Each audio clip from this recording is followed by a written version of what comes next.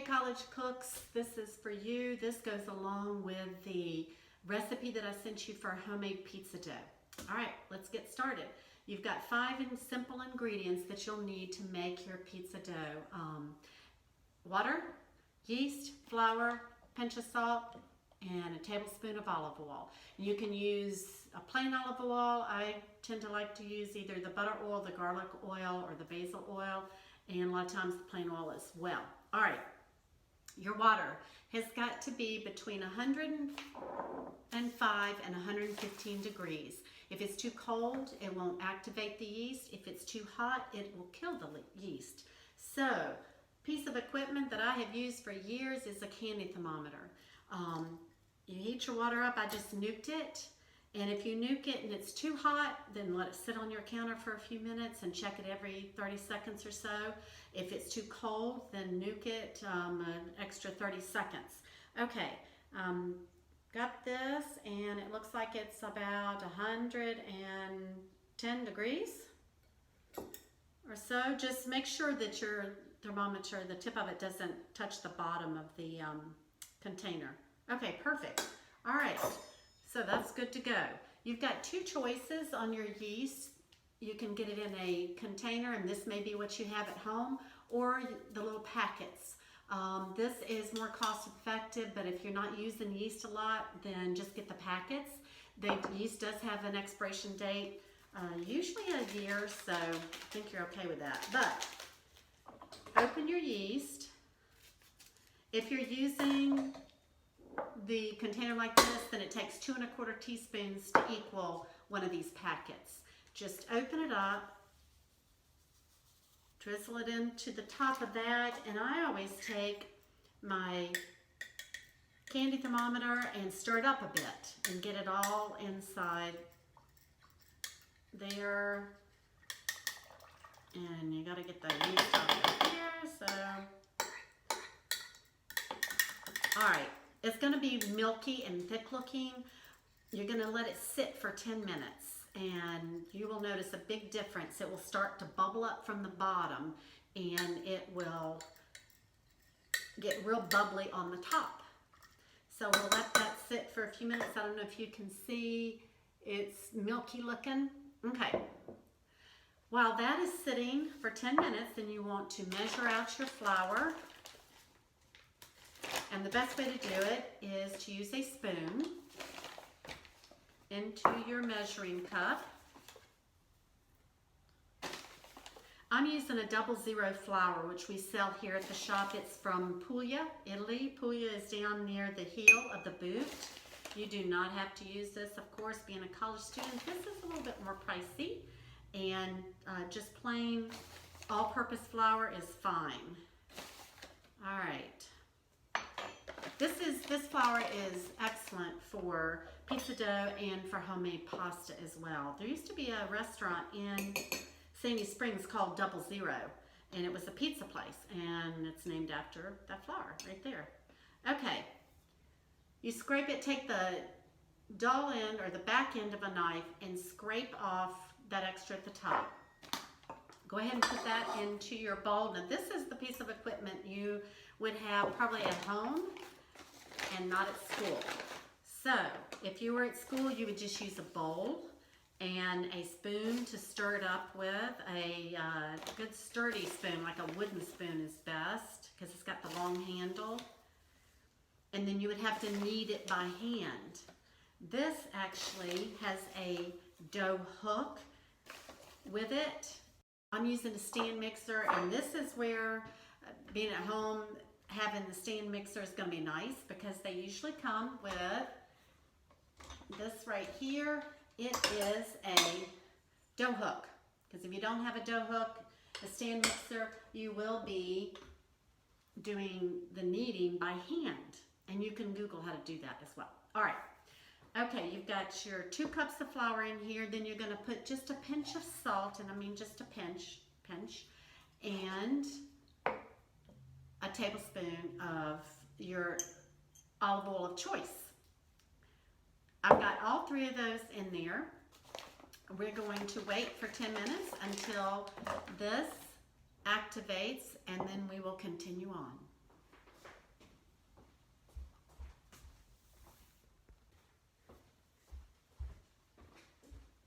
Okay, it's been 10 minutes. I don't know if you can see, but it's kind of milky and thick on the top, and that's the way it should be.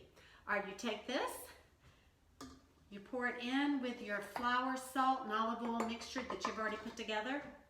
And again, if you were in college and don't have the stand mixer, then you would use a bowl and a long-handled wooden spoon would be the best. But right now, you probably have this convenience right here. All right, using this dough hook, it doesn't take but a few minutes to all get together, and it needs to be smooth and soft by the time it's done. And all of the flour on the sides of the bowl should be picked up inside the bowl, the ball that it's forming. Okay.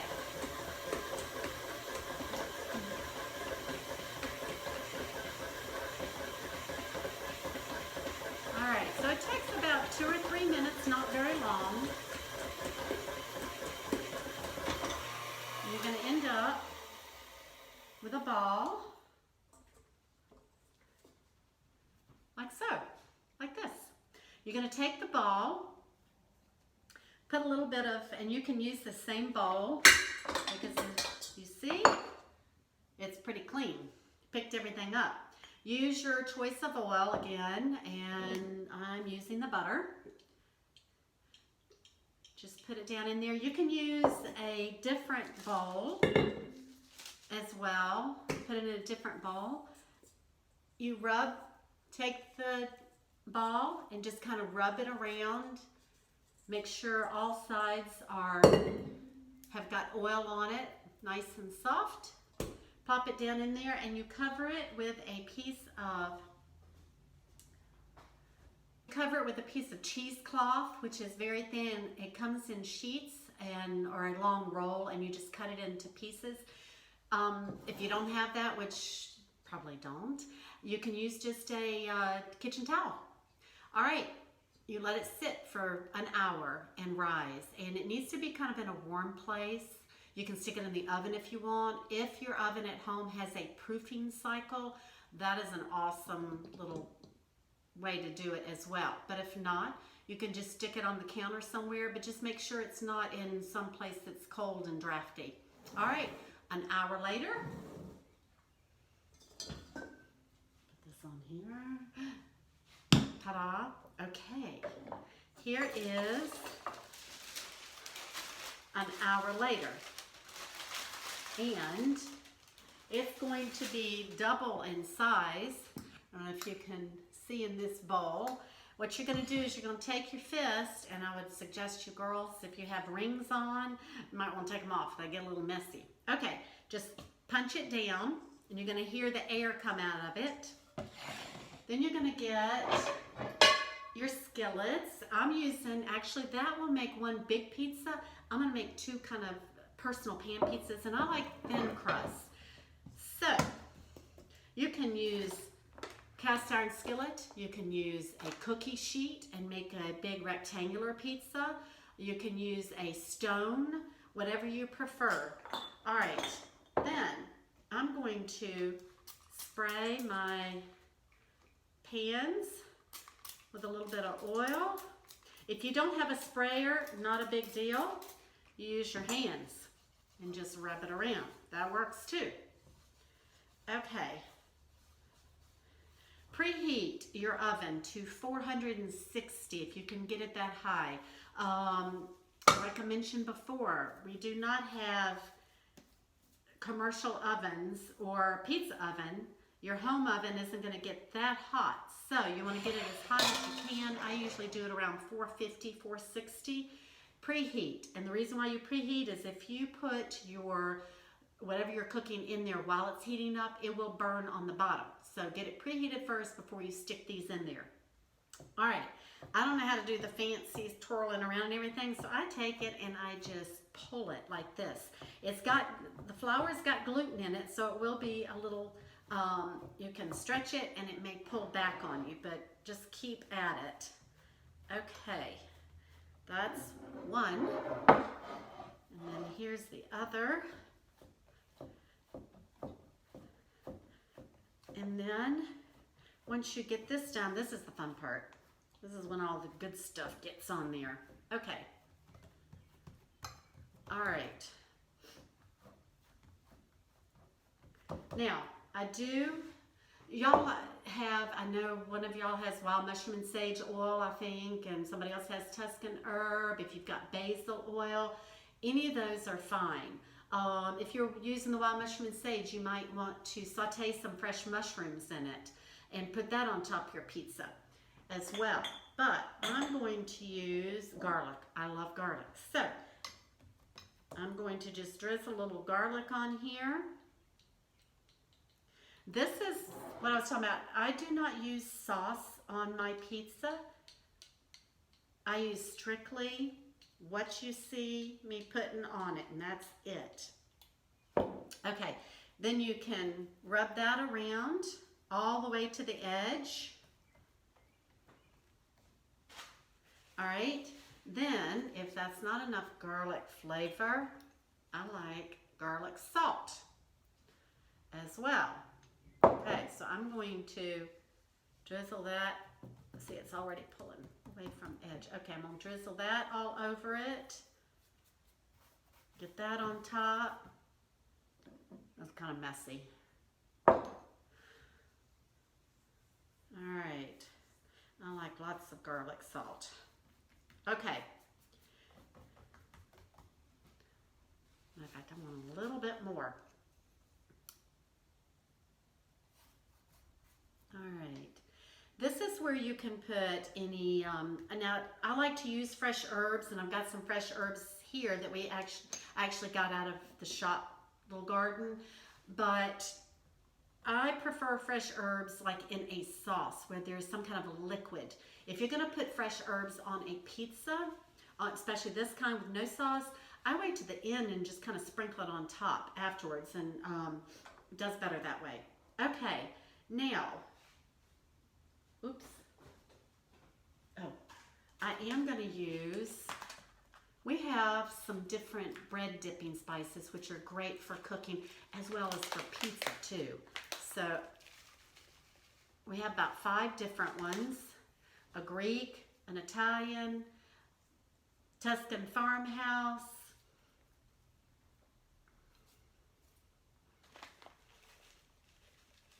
spicy, smoky Italian, and I can't remember what the other one is, but I'm going to use that on the dough as well.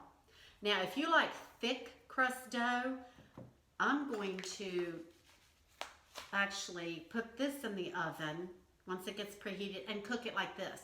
I like it a little bit thinner and crispier. If you like thick crust, you can, after you do all this, you can actually put it aside and let it sit for another hour and let it rise again. All right, gotta go get my cheese.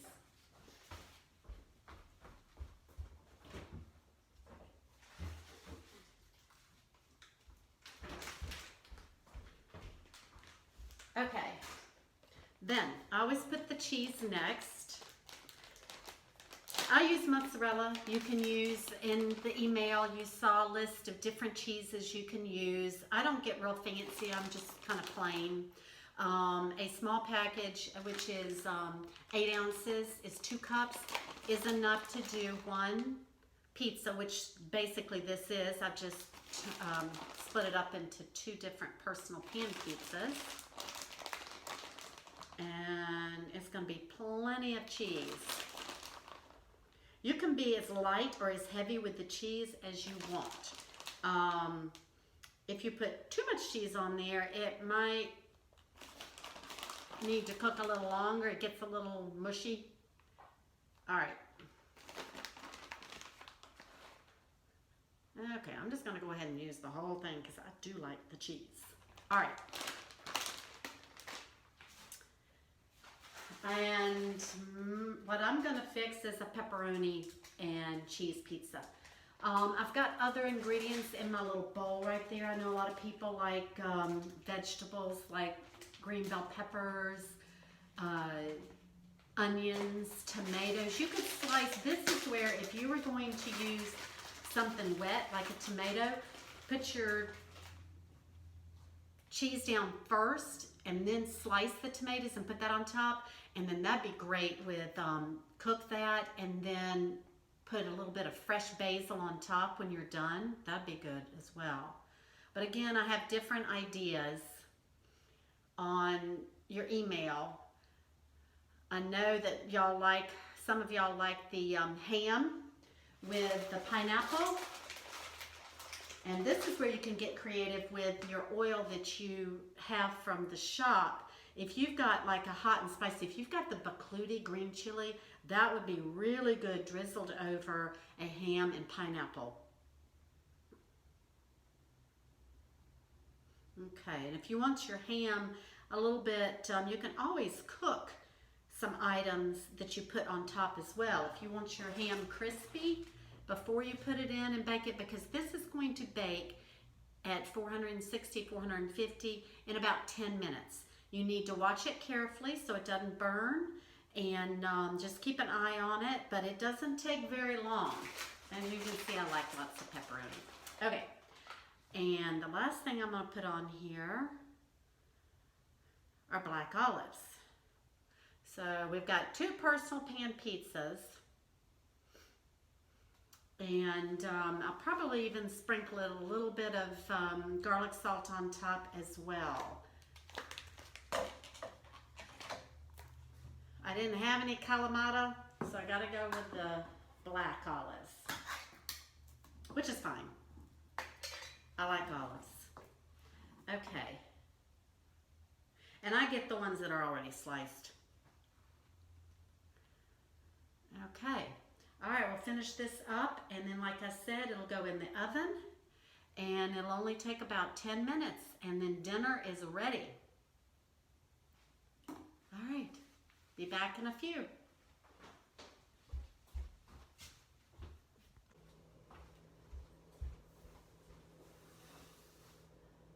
Okay, I have them ready to put in the oven. I've got the ingredients that I want, and again, you put whatever you want.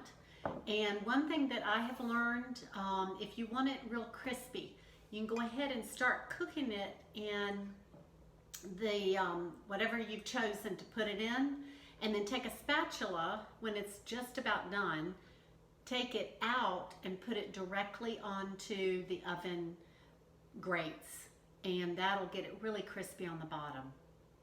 All right, see you in 10.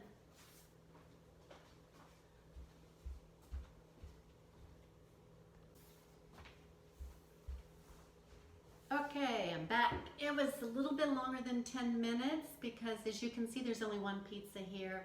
The other one got eaten, and it was very good, just the way I like it.